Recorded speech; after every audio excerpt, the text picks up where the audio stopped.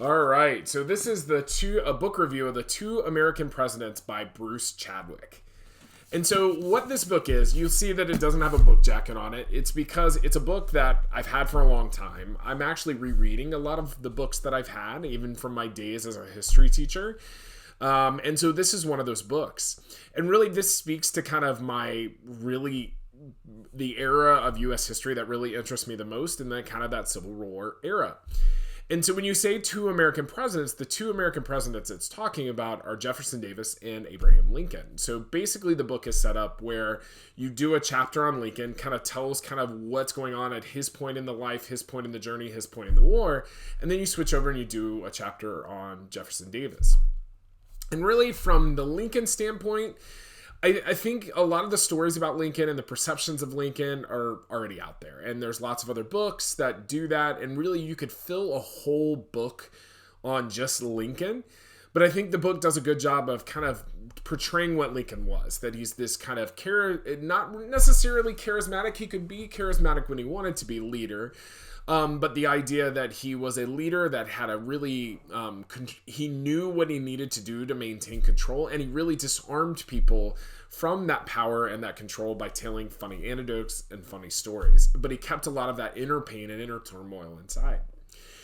But Jefferson Davis, I think you get a lot of added information, a lot of added context around who Jefferson Davis was. In fact, reading the book, he couldn't help but remind me, I won't say which one, but a former president who liked to be kind of the center of attention.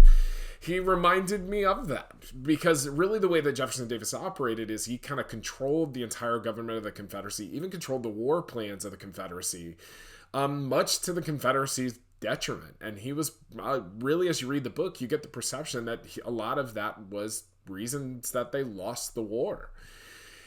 And really, he did make some great decisions, though, because really adding Lee as command to the Confederate Army is one of the reasons that the Confederates could actually stay in the war as long as they did.